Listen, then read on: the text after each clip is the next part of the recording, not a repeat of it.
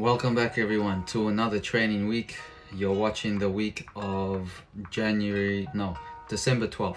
So still last month.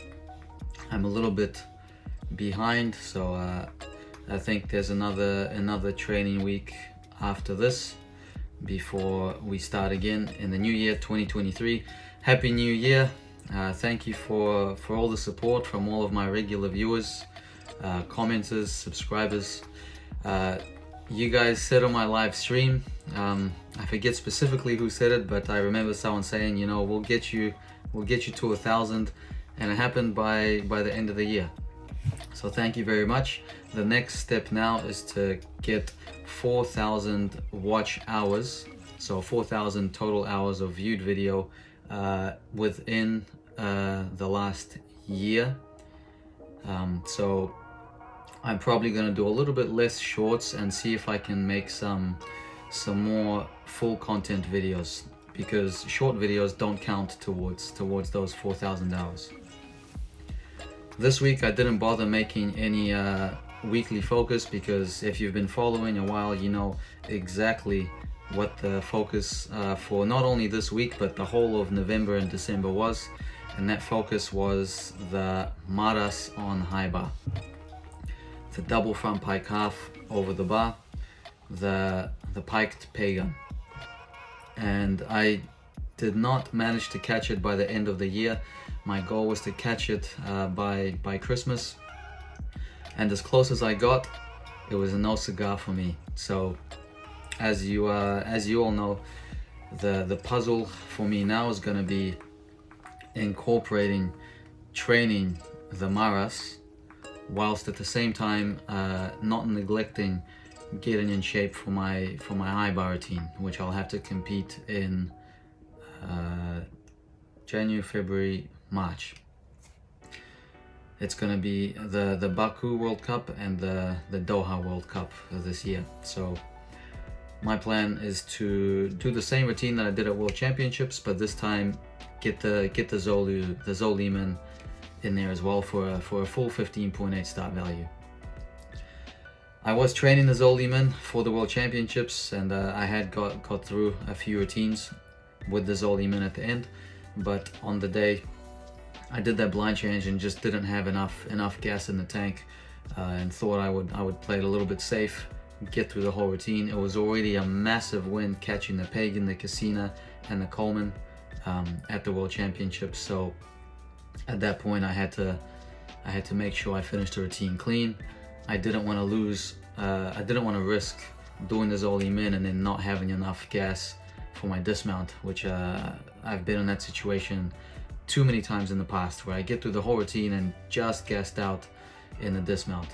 2020 Melbourne World Cup on high bar, 2021 Tokyo Olympic Games were a couple times that I was in that situation.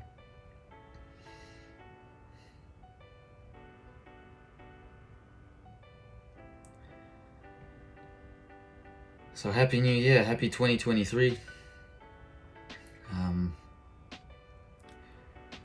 I'm shooting for the 15.8 high bar and the 16 point, I forget whether it's 16.1 or 16.2 P bars, but you will see me in these next few training weeks do more of those giant 3/4, because in the back of my mind, if I want to be competitive, not just shoot for finals, but shoot for medals at World Cups and potentially shoot for finals at World Championships, 16.2, unless you do it perfectly, is not going to cut it.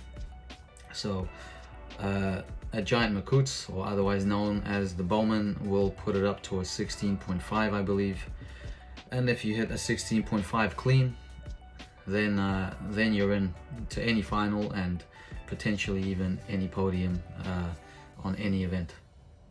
Any event meaning any competition.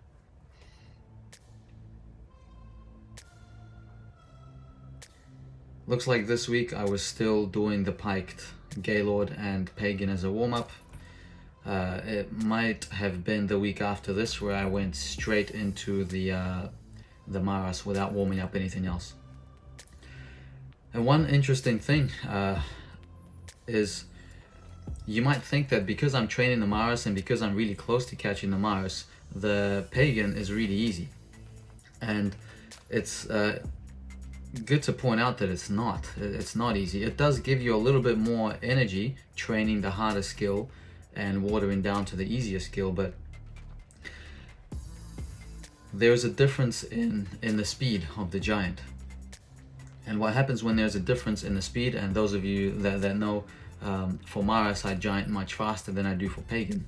I even add in an additional giant to maximize my speed. That different speed makes the bar bounce at a slightly different rate, and your muscles need to meet the bounce of the bar with the pull of the bar and the kick. So you get used to doing it from one speed, and when you change to another speed, your timing is actually a little bit off. So you can be going really fast and really hard, but because the timing of the twitch is a little bit off, you don't get as much height and rotation than you would at a slightly slower giant with a matched timing.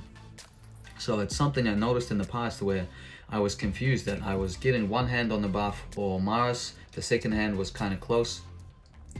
But when I went back to do a Pagan, I assumed it would be easy and I could catch it. It was just as hard, if not harder, than when I would train it normally. So there's some fun facts for you, and that's why it's important to kind of really hone in on the one skill that you're going to be competing if it is a hard and inconsistent skill, and only train that skill. In my case, obviously I'm a much older athlete, so I want to play, I want to get skills done that I've never done before I retire and before I exit my peak. So I do want to create more of a balance where I give myself a chance to do skills that I otherwise wouldn't be able to do if I was only training routines.